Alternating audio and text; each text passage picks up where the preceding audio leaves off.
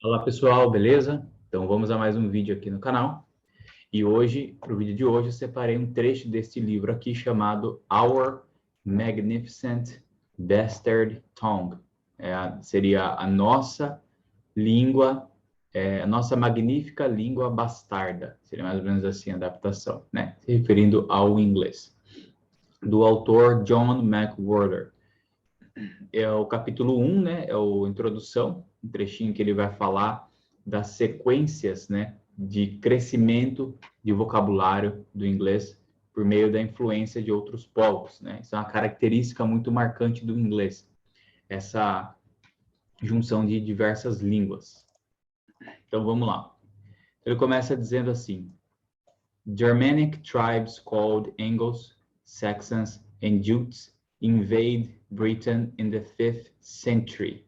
Então, nessa primeira frase, ele diz o seguinte: tribos germânicas, chamadas os anglos, os saxões e os jutos. Então, são três tribos, né, diferentes, três tribos germânicas que começam a invadir a Bretanha, o que é a Inglaterra, né? Então, invadem a Bretanha no século 5, né? Então, lá 500, mais ou menos. Aqui eu gostaria de chamar a atenção para uma coisa. Repare que ele está falando de uma coisa que já aconteceu há muito tempo, passado. No entanto, ele não conjuga o verbo invade na forma do passado, invaded. Então, é uma forma que você tem no português, às vezes a gente faz isso, não tanto, mas no inglês é mais comum, de você contar uma história. Então, ao invés de você usar o tempo verbal passado, você usa tudo no presente, certo? Isso é uma maneira, um recurso, né, retórico, para que a história fique mais presente para a pessoa que está ouvindo. Então, para que ele não tenha a impressão, não passe a sensação apenas de uma coisa que você está relatando e tal, mas traga um pouco mais de vida ao que você está dizendo. Isso é muito comum no inglês, você pode reparar muito isso em filmes, em séries e tal, as pessoas usando o simple present de modo geral, ou present continuous também ali, dependendo do que você vai dizer, para contar uma história, falar algo do passado. Né? Isso é uma maneira de deixar a história mais viva. Então, a gente vai ver o simple present, os tempos verbais do presente, né? Isso não é só para o simple present, é para o tempo presente de modo geral. A gente vai ver o presente sendo usado ao longo do texto todo. Né? Eu vou reparar isso para vocês, eu vou indicar isso para vocês. Então, seguindo. They bring along their Anglo-Saxon language. Então, eles trazem consigo. Aqui a gente tem o verbo to bring, que é trazer, só que tem também o advérbio along. O advérbio along aqui, junto com o verbo bring, vai dar essa noção de trazer consigo, porque o along, ele tem o sentido de ao longo de, então é como se eles estivessem vindo e ao lado deles está vindo também a língua anglo-saxônica, então é o nosso trazer consigo, certo? Então, they bring along their Anglo-Saxon language. Então, eles trazem consigo a sua língua anglo-saxônica. Seguindo. Which we call Old English, a qual nós chamamos inglês arcaico. Né? Essa palavrinha old, quando aplicada a idiomas, né, tem essa noção de sentido que nós chamamos de arcaico.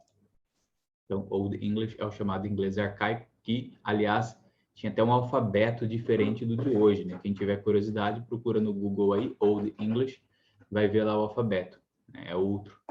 Seguindo. Then come the words. Então, vem as palavras.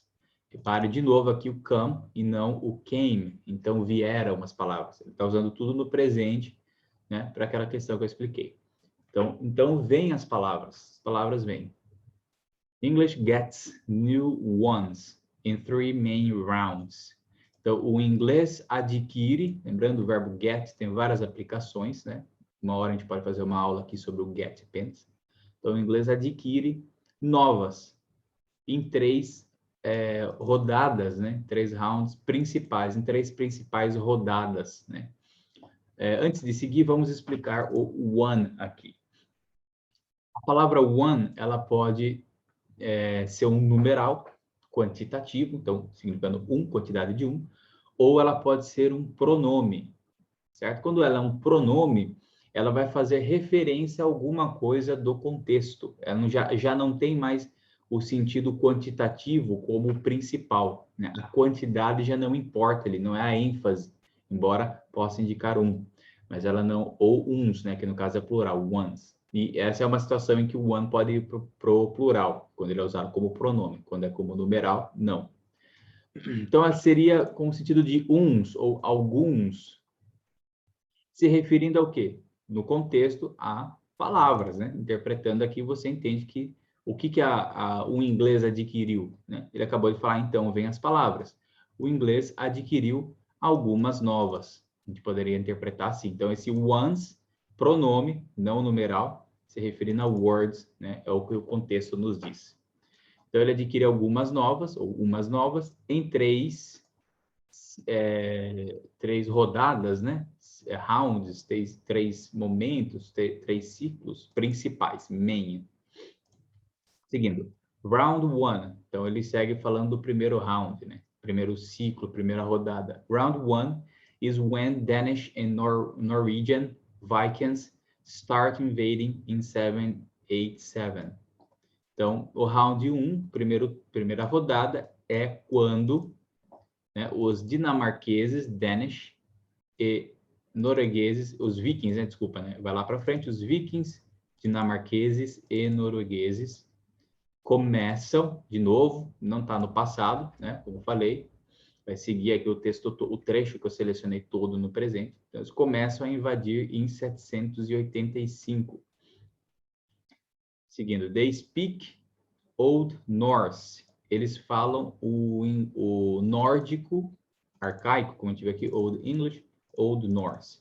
O nórdico arcaico, a close relative of Old English. Relative é parente, tá? Você pode usar essa, não é relativo, tá? É parente, então você pode usar isso aí para os seus parentes, né? Relatives, os parentes. Então, parente próximo, close, no sentido de próximo, do inglês arcaico, of Old English, do inglês arcaico. And sprinkle around their versions of words we already have. Aqui, we already have. Então, e sprinkle around. Sprinkle tem o sentido de polvilhar, né? Se soltando assim, né? Around, usado aqui como advérbio, tem o sentido, não é ao redor de alguma coisa, porque é um advérbio, né? Não uma preposição. Significa meio que por aí, né? Para lá e para cá. Então começam a polvilhar para lá e para cá. É como se esse Old Norse, né? Esses povos, né? Os vikings aqui da Noruega e da Dinamarca, que falam o Old Norse, começassem a polvilhar, a espalhar por aí, aqui e ali, para lá e para cá, their versions of words, as suas versões de palavras, we already have, que nós já temos, né? Se referindo ali, obviamente, não é o povo que fala inglês. Então, aqui tem um que implícito, né? Poderia ter um that aqui, of words that we already have. Então, em várias situações, né? Uma hora eu posso fazer uma aula sobre isso também. Aliás, tem um texto no Instagram sobre isso, sobre o that, quando ele pode ser ocultado ou não. Vou deixar o link do texto aqui no vídeo para vocês, quem quiser ler lá, entender por que pode ocultar o that aqui, porque em outras situações não pode. Certo? Então, palavras que nós já temos. Already have, já temos. So that today we have both skirts and shirts. Vamos até aqui, né? Assim que, ou desse modo, então grave bem essa sequencinha, so that. Isso é muito importante. Assim que é explicativo, introduz uma explicação, tá? Assim que, ou uma consequência. Então, é assim que, por causa disso que, dessa forma que, e assim vai. Então, assim que, hoje, today, nós temos both skirts and shirts. Skirt, se você procurar a tradução, ele vai dar saia e shirts vai dar camisetas. Então, não tem como essas duas serem versões das mesmas palavras. Mas já foram sinônimos em outro tempo. Então, aqui, ó, eu quero chamar a atenção do both e do and. Se você jogar both no dicionário, ele vai dar lá ambos, provavelmente. Mas quando ele vem combinado com and, né, você pode traduzir ele como tanto. Aqui vai formar um conjuntinho, tanto quanto. Tanto skirts quanto shirts. Ou, se você traduzir como ambos, fica um pouco estranho. Nós temos hoje ambos skirts and shirts. Não fica muito legal em português. Então, tanto skirts quanto shirts, tá? Então, não vincule a palavra both a ambos. Porque às vezes às vezes não, né? Aquela questão lá que eu já expliquei de tradução e sentido. Dikes and ditches. Né? Dike é vala, ditch também é um sinônimo para vala. Plus lots of other words like happy and there and get. Mais, plus é mais. Aliás, usado até na matemática, né? Plus one, um mais um. Mais muitas de outras palavras, muitas outras palavras, like, como happy, happy, né, feliz, and there que é o adjetivo possessivo plural, né, da terceira pessoa, então seria deles, delas ou seus, pode ser usado nesse sentido, seus, suas, né, and get, e o verbo to get. Então, get já aprendem aí, veio do Old Norse, né? Então agradeçam a eles, né? Esse problema que eles colocaram na vida de quem está aprendendo inglês. Vamos seguir para os próximos dois parágrafos aqui, os dois últimos.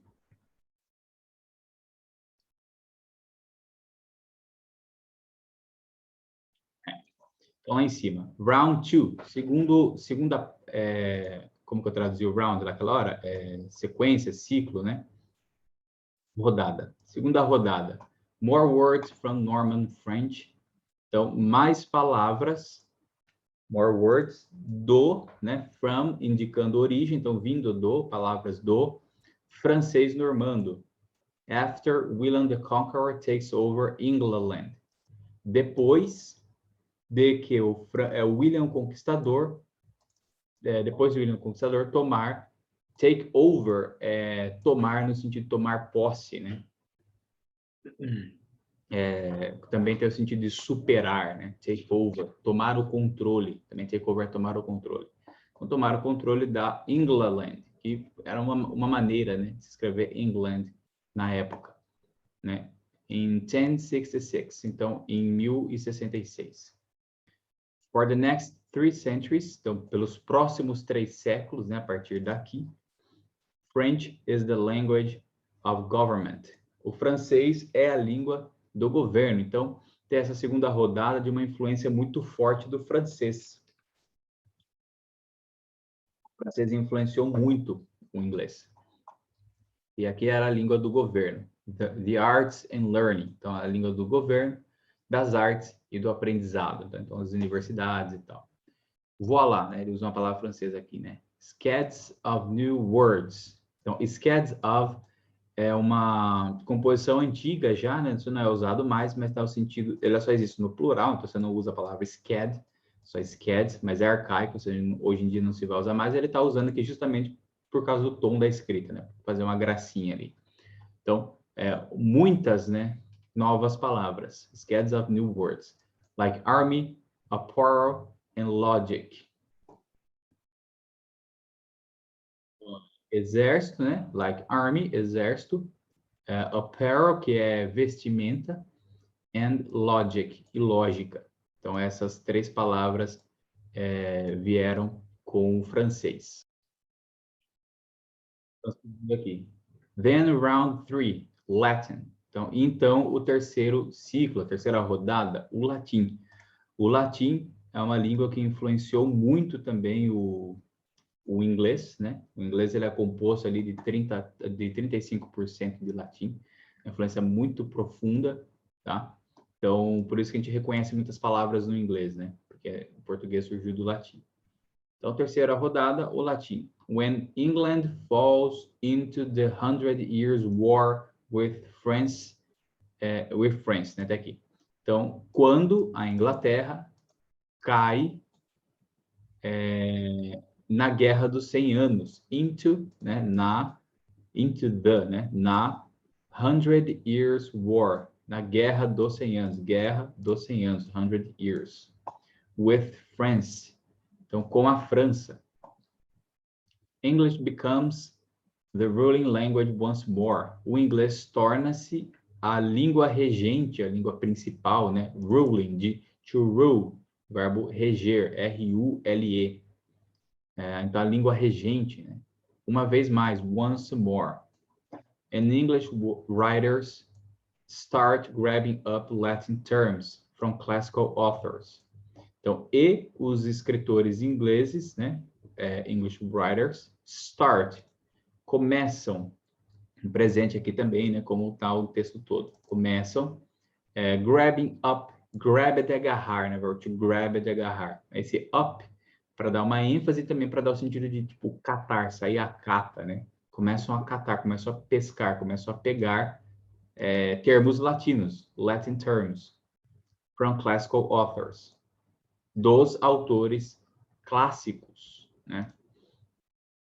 Abrogate and so on. Então, revogar, abrogate é revogar, e and so on. E assim por diante. Aqui tem um S a mais aqui, hein? Digitei errado. And so on. E assim por diante. Então, até aqui, pessoal, que eu separei para vocês, né?